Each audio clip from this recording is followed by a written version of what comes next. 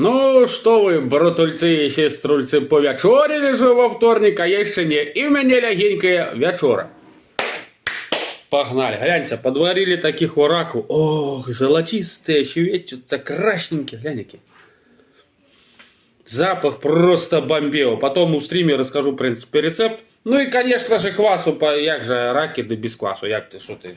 Это же, ну, будь добров, за вас, за нас и за раков.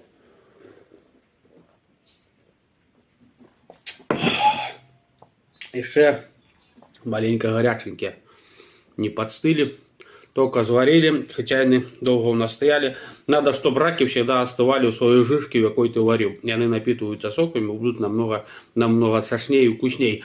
На 1,5 литра воды 2 столовых ложки соли.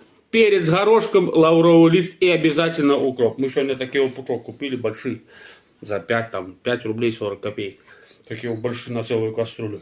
И это будет вкусно. Так что заходите на стрим, будем есть и раков этих с раков у стриме.